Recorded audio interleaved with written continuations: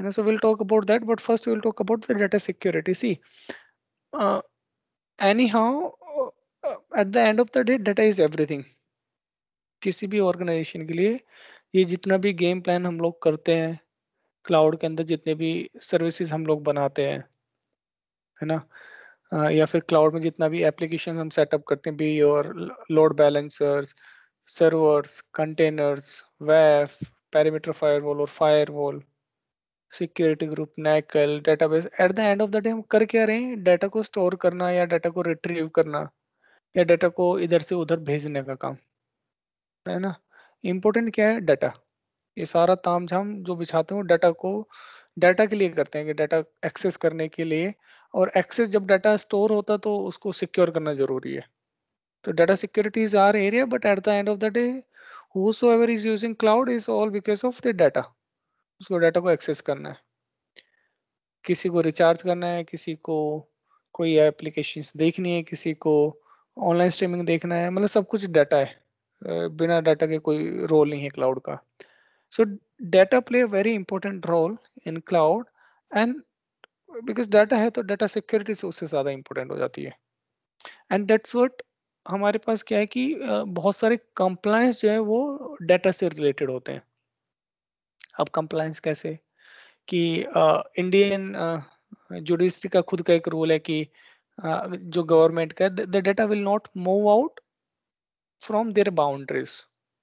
या फिर जीडीपीआर का रूल देख लो. जीडीपीआर का रूल क्या है? सबसे एक टॉप लेवल का एक कंप्लायंस हम जो देखते हैं वो जीडीपीआर होता है, ग्लोबल जो यूरोपियन डाटा लॉ होता है. वो क्या कहता है कि भाई जो डाटा है वो उनकी बाउंड्री से बाहर नहीं जाना चाहिए, और उसके अंदर बहुत सारे रूल्स भी हैं कि वो कॉन्फिडेंशियल रहना चाहिए, उसे कोई एक्सेस ना कर पाए, है ना, वो लीगली आपके पास रहेगा, और जब आप उसका यूज नहीं कर रहे हो तो उसको डिलीट करेंगे. मतलब बहुत सारे टर्म्स एंड कंडीशंस एसोसिएटेड होती है. अगर मैं इंडियन जुडिशियल की बात करूं तो क्या होता है कि जैसे कोई गवर्नमेंट की कोई भी वेबसाइट आप बना रहे हो, कोई भी एप्लीकेशन बना रहे हो क्लाउड के अंदर, तो वो क्या कहते हैं कि जो आपका डाटा है वो इंडियन बाउंड्री से बाहर नहीं जाना चाहिए.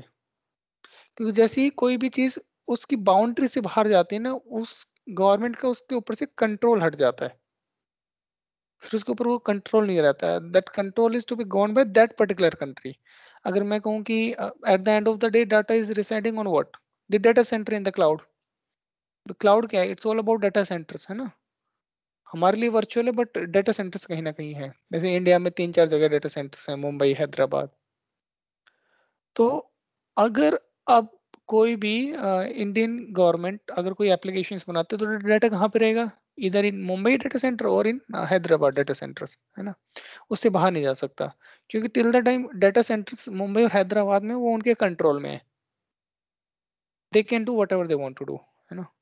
उनको डिस्ट्रॉय करना, उनको अनेबल करना, उनको चेक करना, उनको ऑडिट करना. बट जैसे ही डाटा अगर बाहर चला गया इंडियन टेरिटरी से, तो क्या हो जाता है कि यार अब कंट्रोल नहीं है. जैसे कि फॉर एग्जांपल यूएस में चला गया तो कंट्रोल नहीं है. अब कैसे आप ऑडिट करोगे? आप अपना बंदा तो भेजोगे नहीं उधर ऑडिट करने के लिए, और वो भेज दिखाएंगे नहीं दिखाएंगे, that is a secondary concept. So now point number 2 आ जाता है यार कि अगर मान लो आपको वहीं पे रखना है तो फिर आप हाई अवेलेबिलिटी कैसे करोगे? क्योंकि ये तो जब हम डाटा स्टोरेज की बात करते हैं तो एक एक टर्म आती है जीआरसी, ना, ग्लोबल रिडंडेंसी. आपने देखा हो तो कि एक तो आती है हाई अवेलेबिलिटी की, अगर एक डाटा सेंटर में एक डाटा सेंटर डिस्ट्रॉय हो गया तो दूसरे डाटा सेंटर में डाटा अवेलेबल है ना, within the same region. 3 data centre में तो डाटा होता ही होता है. बट इन द सेंस कि सारे के सारे इंडिया के डाटा सेंटर डिस्ट्रॉय हो गए, तो वो कहते हैं कि आप डाटा हाई अवेलेबिलिटी के लिए दूसरे रीजन में रखो. सो इस केस में क्या होगा? इस पर्टिकुलर केस में ऐसा होगा कि आप हाई अवेलेबिलिटी रखोगे द सेम डाटा सेंटर्स में, है ना. जो बॉम्बे का एक डाटा सेंटर होगा H1 जो भी होगा, और जैसे किस नाम से आता है? एपी साउथ 1, इंडिया वाला, जो हमारा AWS का रीजन आता है. AP AWS south one Mumbai का. है ना. हाँ, तो AP south 1A, AP south 1B ऐसे आता होगा, है ना. तो 2 डाटा सेंटर होंगे, तो AP south 1A, AP south 1B उसी डाटा सेंटर का एक पार्ट होगा. तो वो आप वहाँ पे आप हाई अवेलेबिलिटी कर सकते हो, उसके अलावा आप हाई अवेलेबिलिटी नहीं कर सकते. तो कई कंट्री ऐसी भी होती हैं, कहते हैं कि हमारे पास तो एक ही डाटा सेंटर है, what you will do in that case? वो एक ही डाटा सेंटर में रहेगा. फिर हम क्या करते हैं? रैक वाइज प्रोटेक्शन करते हैं. एक ही डाटा सेंटर में 2 मशीन, जैसे हम पालो अल्टो को करते हैं, है ना, रैक सिक्योरिटी की एक मशीन डाउन गई तो दूसरे मशीन पे अवेलेबल रहेगा, क्योंकि कंप्लायंस को फॉलो करना है। Compliance is everything. Make sense? So data is data is the key thing. Data is everything. Everybody is looking for कि बस किसी तरह डाटा को चुराया जाए। इसी कोशिश में लोग बहुत मेहनत करते रहते हैं। तो उसको मीट करने के लिए भी उस बहुत सारे कंप्लायंस बने हुए हैं। उनको मैनेज करना भी ज़रूरी है और उनको फॉलो भी करना ज़रूरी है। तो सबसे पहली चीज़ आती है कंप्लायंस, सबसे ज़्यादा इम्पोर्टेंट है। तो कंप्लायंस तो है ही है ना?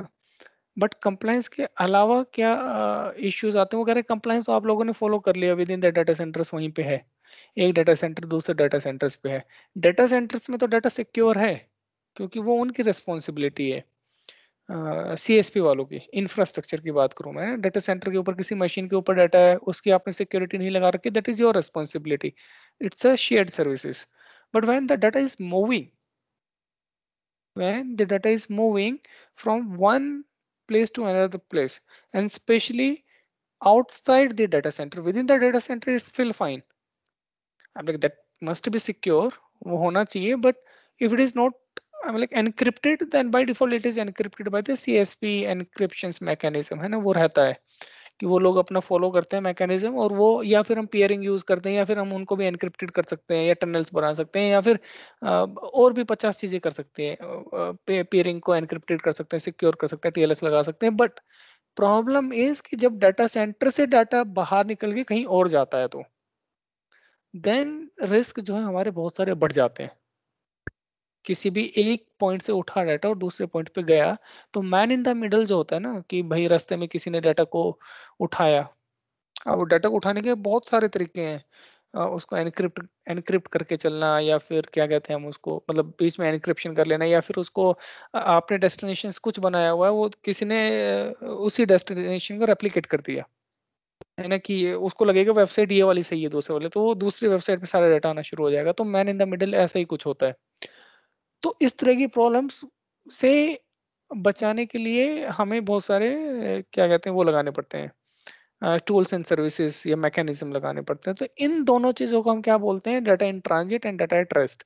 जब data within the cloud stable रखा हुआ है, तो उसको कैसे सिक्योर करेंगे, और जब डाटा मूव हो रहा है from one place to another, उसको कैसे सिक्योर करेंगे। And then there is a different method for both, in both the cases. Make sense? तो दो पिलर्स हमारे पास मेनली इसी में आता है, data at rest and data in transit. Although data at rest में बहुत सारी चीजें आएंगी, डाटा इन ट्रांजिट में बहुत सारी चीजें आएंगी। हाउ यू सिक्योर इट, है ना?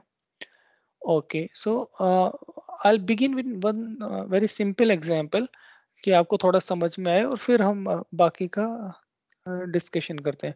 You heard about the keys, है ना, कि सिमेट्रिक कीज होती है, एसिमेट्रिक कीज होती हैं। So what is symmetric keys and what is asymmetric keys? Symmetric की सो सर एक सिंगल की होती है ना, जिससे हम डेटा को डिक्रिप्ट और एनक्रिप्ट कर सकते हैं। और एसिमेट्रिक में हमें दो की यूज करनी पड़ती है, डिक्रिप्ट करने के लिए अलग और एनक्रिप्ट करने के लिए अलग से। yeah, correct. So in symmetric case, we are having the same identical keys. Key we can decrypt it with the same key, we can encrypt it with the same key. And then asymmetric में questions थोड़ा different है, कि asymmetric में as the name suggests ना asymmetric है. So the key which will used for the encryption is different. The key which will be used for the decryption is different. दोनों different different कारनामे चलेंगे. So अब अभी करना कौन सा है? Which one is more secure? Asymmetric. और हम डाटा को एनक्रिप्ट किससे करते हैं?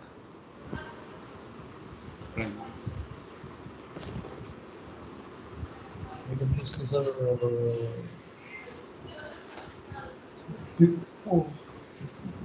तो देखो, मैं तुम्हें एक छोटा सा, don't push your mind hard, इतना मत दिमाग लगाओ। हम दोनों ही कीज का यूज करते हैं, सिमेट्रिक का भी एसिमेट्रिक का भी, एक ही काम को करने के लिए। अब जैसे होता क्या है ना, कि for example me and Nakul are the two person, है ना। टू डाटा सेंटर्स, एक नकुल है और एक मैं हूँ. So now we both have to transmit the data from one place to another. मेरे को नकुल को सेंड करना है, नकुल को मेरे को सेंड करना है. But we first of all we have to ensure कि हमारा कनेक्शन सिक्योर है. We will talk about that connection later on. But वो डाटा सिक्योर मूव कर रहा है, वो कैसे एंश्योर करेंगे? So what you will do in that case? तो अगर मान लो नकुल को कोई डाटा एक्सेस करना है मेरे मेरे पास से, तो ही विल सेंड अ की टू मी. एक पैकेट भेजेगा मेरे पास. उस पैकेट में क्या होगा? he will ask for the keys from me, है ना? Within that key he will ask for one particular key from me. What will be that key? This symmetric key. वो वहां से asymmetric key भेज रहा है मेरे को for creating a communication कि भाई communicate करना है, और उसके पास प्राइवेट की है, मेरे को पब्लिक की भेज रहा है ना? वो पब्लिक की मेरे पास भेज रहा है, क्यों? ताकि मैं अपनी जो की है सिमेट्रिक कीज वो उस पब्लिक की में डाल दूं, अटैच कर दूं. अभी वो पब्लिक की जो मेरे पास जो मेरी सिमेट्रिक कीज है, मैंने नकुल की पब्लिक की से, मतलब जो उसकी पब्लिक की उससे एनक्रिप्ट कर दिया. अब उसे डिक्रिप्ट कौन कर सकता है? केवल नकुल, क्योंकि नकुल के पास प्राइवेट की है ना? तो नकुल ने एसिमेट्रिक की भेजी कम्युनिकेशन करने के लिए, कि उसने की भेजी पब्लिकली, और पब्लिकली मेरे पास की आई. मैंने उस पैकेट को अपनी कीज को उसके साथ अटैच किया, एनक्रिप्ट किया, और उसको नकुल के पास भेज दिया. अब इस की को केवल एक ही बंदा वो कर सकता है डिक्रिप्ट, वो है नकुल, क्योंकि उसके पास प्राइवेट की है. उसने डिक्रिप्ट किया, उस डिक्रिप्ट की में से क्या मिला? सिमेट्रिक की मिली, है ना? मतलब मेरी की मिली. नाउ उसने कोई भी डाटा जो भेजना था उस की से एनक्रिप्ट किया. अब वो मेरे पास वो डाटा भेजेगा, है ना? अब मैं उसको, मेरे पास सिमेट्रिक की है तो I can decrypt it. Correct. So this way the communication is happening, but both keys are used. So why we have used symmetric and asymmetric keys? Asymmetric keys is used to get the symmetric key. Yes, mean but why sir can't? इसमें source और destination दोनों के पास symmetric रहेंगी, but travelling के time पे बस asymmetric travel करेगी.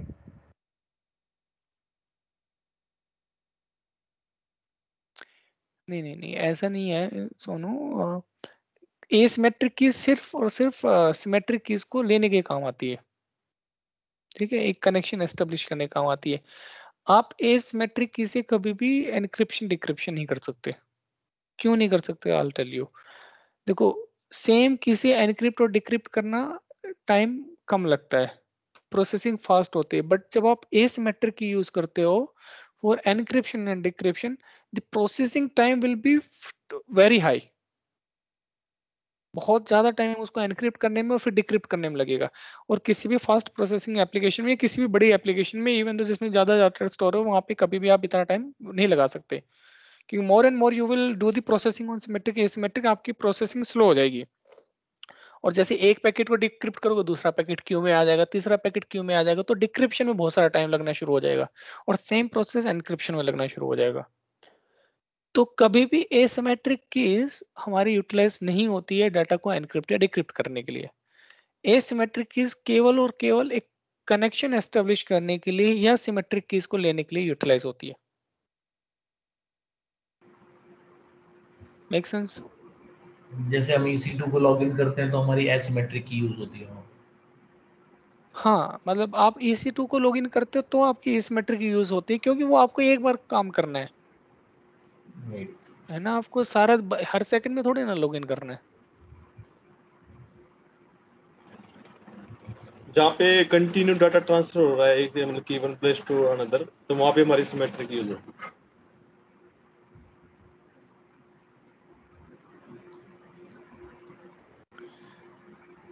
Symmetric keys ही use होती है हर जगह डाटा को एनक्रिप्ट या डिक्रिप्ट करने के लिए. हैंडशेक भी इसी को ही बोलते हैं. हैंडशेक करने के लिए आप नहीं, handshake it's a different thing. Handshake जब आप कम्युनिकेशन, जैसे हम मेरे को नकुल को हैंडशेक करना है, then I will use asymmetric keys for the handshake. That is called SSL handshake, है ना? That is a different handshake. But if you talking about TCP handshake, that's all together a different thing, Ankit. वो एक अलग कहानी है. तो asymmetric और symmetric keys आप लोगों को समझ में आई कि नहीं है? नाउ एसिमेट्रिक कीज के और एग्जांपल्स क्या है, जैसे कि ये कुलदीप ने बताया कि किसी भी मशीन को लॉगिन करने के लिए हम एसिमेट्रिक कीज का यूज करते हैं। जब भी आप EC2 इंस्टेंस स्टार्ट करते हो तो हमेशा आपके पास एसिमेट्रिक की जनरेट होती है। पब्लिक की वो अपने पास रखते हैं, प्राइवेट की आपको दे देता है। अभी लॉग कौन ओपन कर सकता है? EC2 कौन ओपन कर सकता है? जिसके पास प्राइवेट की है ऑब्वियसली। तो जो जो प्राइवेट की रखेगा वो ओपन कर पाएगा, है ना? तो public key still with this system. So that is another one example of asymmetric keys. Making some sense? But this is not only the process. कभी तुम ये सोचो कि ये है एसिमेट्रिक, जैसे इसके पीछे और भी 50 चीजें आएंगी, SSL आएंगे, TLS आएगा। We will talk about those also in detail, but this is one of the basics in terms of data security. अभी देखो एक दो एग्जांपल्स मैं और बता देता हूँ, फिर we will discuss rest of the thing. तो क्या है कि अब अभी अभी डाटा एट रेस्ट हमें एनक्रिप्ट करना है। अ, उसका एक बहुत ही अलग प्रोसेस है ना? मास्टर कीज का जो प्रोसेस है S3 का। और फिर डाटा इन ट्रांजिट करना है। वो डाटा इन ट्रांजिट में क्या होता है कि जब डाटा ट्रैवल करना है तो अनसिक्योर्ड वे की बात करें तो HTTP से अनसिक्योर्ड वे। फिर अनसिक्योर था कि कोई भी इसको डाटा को, क्योंकि उस पे एनक्रिप्टेड तो होता नहीं HTTP पे। फिर HTTPS आया, है ना? Secure transaction. बट HTTPS कहाँ काम करता है? Over the internet. कहाँ काम किया HTTPS पे? इंटरनेट पे काम कर रहा है। नाउ जब इंटरनेट पे काम कर रहा है HTTPS, तो HTTPS works on port number 443, you all know that. But HTTPS के पीछे भी जो प्रोटोकॉल है TLS के भी अब बहुत सारे फॉर्म्स आते हैं। TLS 1.0, 1.2, 1.1, 1.2, 1.3। Currently which is running is TLS 1.3। अभी क्या है, 1.1 को भी आप कभी भी एक फाइंडिंग आएगी कि अगर 1.1 TLS 1.1 चल रहा है तो उसको चेंज करके 1.3 करो, क्योंकि 1.1 के अंदर भी बग्स आ चुके हैं जिसमें से ये फाइंड आउट हो चुका है कि आप TLS 1.1 में आप जो है डाटा को हैक कर सकते हो। So they recommend you always have to go with TLS 1.3, the latest one. So now और द इंटरनेट जब आप करते हो तो HTTPS एक वे है डाटा को सिक्योर करने का, है ना? But what else? HTTPS तो इंटरनेट के पास, अगर आपके पास कोई ऑप्शन ही नहीं है तो आप HTTP की बजाय HTTPS पे जाओ। मेहनत ज्यादा लगती है, सर्टिफिकेट लेना पड़ता है ना? सर्टिफिकेट को साइन कराना पड़ता है, वो हम धीरे धीरे बात करेंगे। But this is very important concept कि आपको HTTPS पे ही चलाना अगर आपके पास इंटरनेट है तो। बट अगर इंटरनेट के अलावा आपको और सिक्योर करना है तो the most important thing is your VPN connectivity, जहां पे आप इंटरनेट पे ही एक सिक्योर्ड कनेक्टिविटी बना लेते हो, एक सिक्योर टनल बना सकते हो, है ना?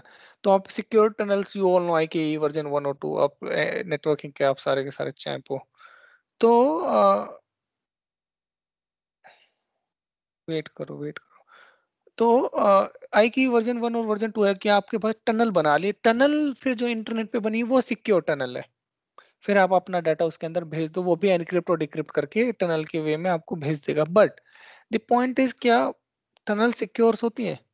टनल तो सिक्योर होती, बट टनल से पहले का जो डाटा आया, मान लो किसी ने, नकुल और मैं, we are the two people, हमारे बीच में एक टनल है, एक VPN टनल हम लोगों ने बनाई। The tunnel is secure no doubt, but जो नकुल मेरे को पैकेट भेज रहा है, और टनल का काम है सिर्फ उसको एनक्रिप्ट करना और मेरे पास भेज देना। अब हो सकता है उस पैकेट में वायरस हो, तो टनल को स्कैनिंग थोड़ी ना करता है कि मैं डीप पैकेट इंस्पेक्शन करेगा कि इसके अंदर तो virus no. So in that particular way आपको और भी सिक्योरिटी का ध्यान रखना है। We will talk about those security at a later stage, but yes, tunnel is for the path prospective, tunnel is secure till the path is there।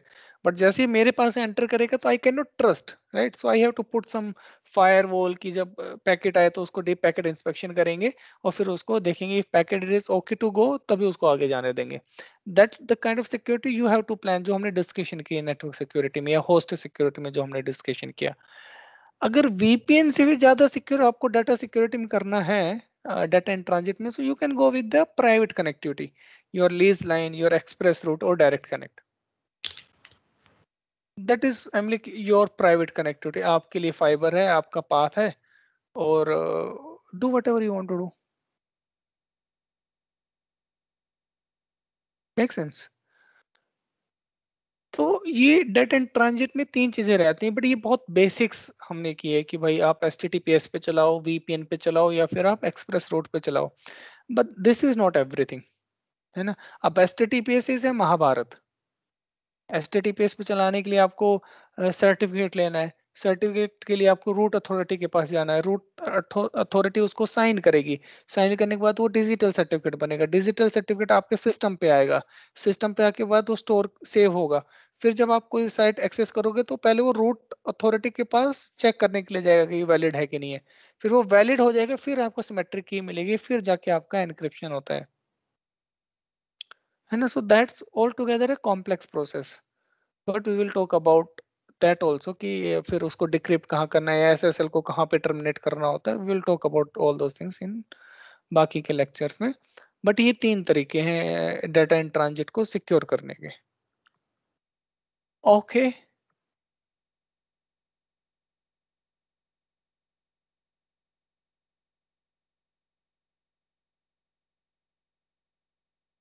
कोई questions किसी को भी भाई? सिक्योर कौन ज्यादा हुआ, सिक्योरिटी हाँ? की एसिमेट्रिक? सिक्योर ज्यादा कौन सा, सिमेट्रिक की? सिक्योर कौन सा है ज्यादा, सिमेट्रिक और एसिमेट्रिक, तुम बताओ। मेरे हिसाब तो एसिमेट्रिक होनी चाहिए, क्योंकि सिमेट्रिक में सेम की यूज हो रही डिक्रिप्शन और इनक्रिप्शन के लिए। तुम्हारे हिसाब से क्या, मेरे हिसाब से दुनिया के हिसाब से एसिमेट्रिक होनी चाहिए कि अलग अलग कीज है ना। कॉमन सेंस है कि asymmetric keys is more secure, but you can not utilise it. देखो हर चीज आप, हर एक चीज की प्रोस एंड कॉन्स होते हैं, है ना। तो जो चीज आप यूटिलाइज ना कर पाओ उस पे फिर ये डिस्कशन करना मुश्किल है कि यार इसके कौन सी मोर सिक्योर है। There is a process for everything कि हम एसिमेट्रिक कीज का यूज किसी और तरीके के लिए कर सकते हैं, क्योंकि एसिमेट्रिक कीज को यूज करके आप डाटा को एनक्रिप्ट डिक्रिप्ट नहीं कर सकते। रुद्र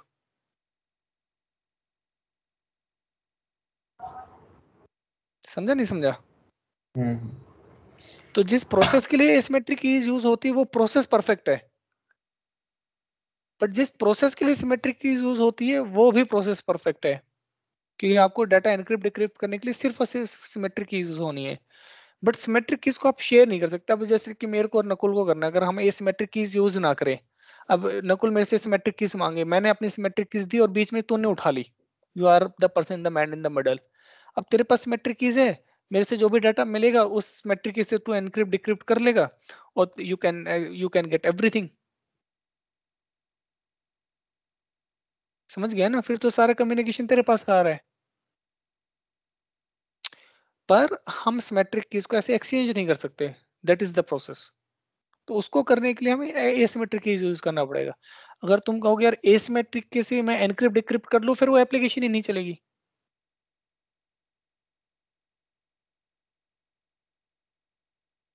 ठीक है,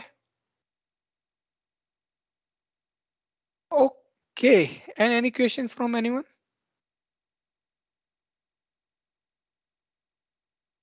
नो सर। चलो फिर ठीक है, विल कंटिन्यू टुमारो, बट वो अपना